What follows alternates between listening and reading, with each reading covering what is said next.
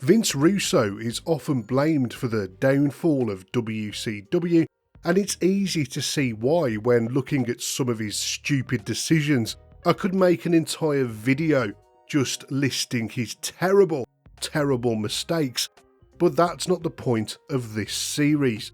Enough has been made of how horrible the final years of WCW were, so I'm going to focus on the positives. In this video, I am going to go deep into the year 2000 in WCW to try and find the good stuff. Before we get into today's video, let me know if you enjoy this kind of content by giving it a thumbs up and subscribing to the channel if you haven't already. Throughout the 90s, Booker T climbed the ranks in WCW, making a name for himself. With his brother, he was part of Harlem Heat, one of the most successful tag teams of all time. They won a record 10 tag team championships. And then as a singles wrestler, Booker won the television championship on 6 separate occasions. But it seemed that the old glass ceiling might have been too thick for Booker to break through at the end of the 90s. But things were about to change. Vince Russo came in with his new ideas, and to be fair to him, the idea of elevating new wrestlers into the main event was quite a good one.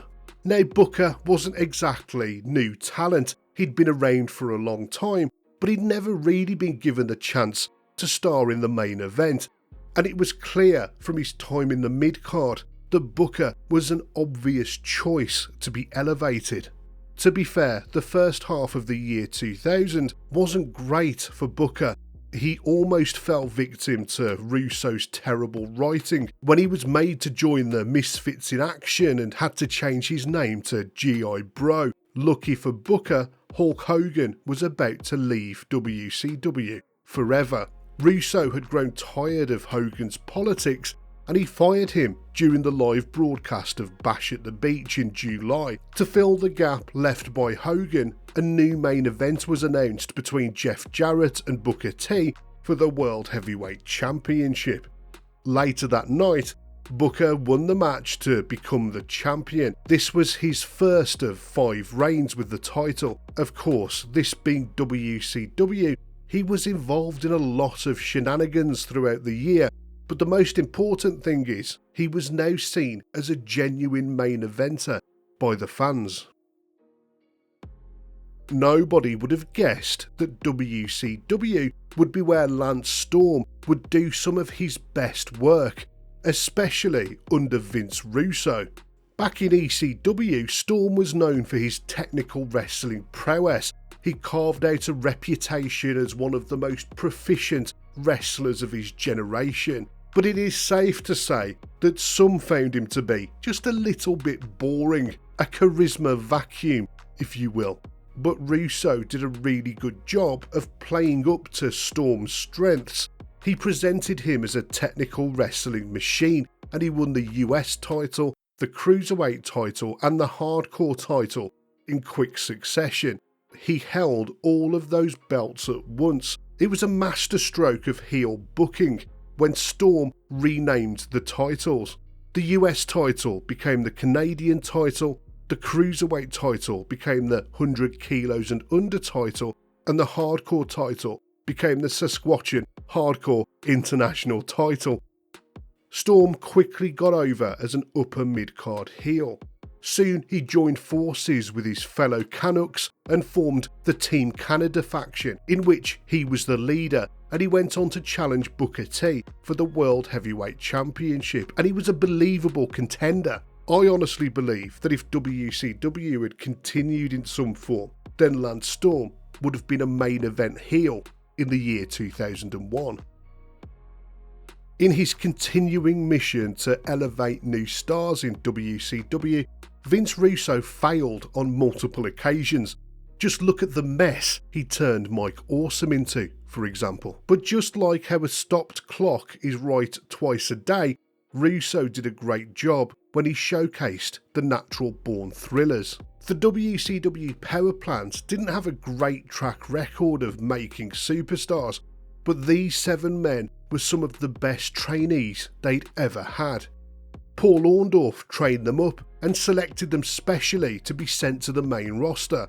They debuted as Russo and Bischoff's on-screen bodyguards, and soon Mark Jindrak and Sean O'Haire won the tag team championships. All of the men were placed in prominent positions on the card, and they frequently faced the established legends in matches throughout the year.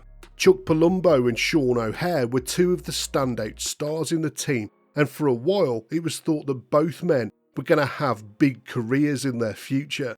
O'Haire in particular was just thrilling to watch, as he was a heavyweight with the agility of a cruiserweight.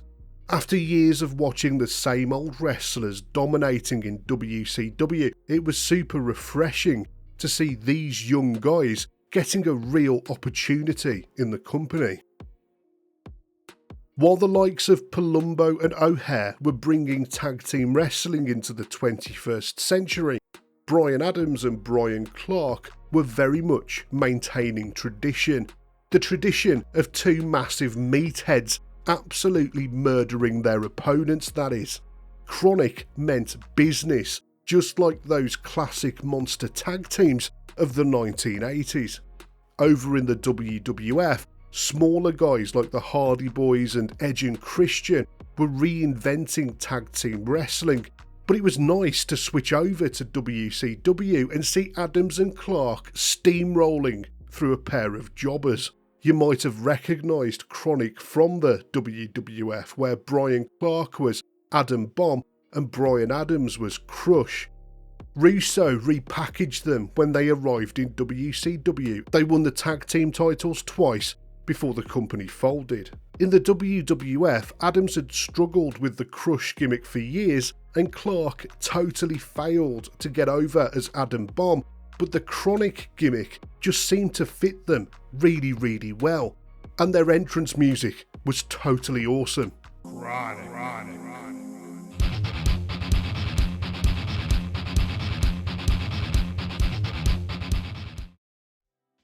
One of the many terrible things about Vince Russo was his hatred for the cruiserweight division. He totally ruined one of the best things about WCW by turning the cruiserweight title into a complete joke, and he sidelined the cruiserweight wrestlers themselves.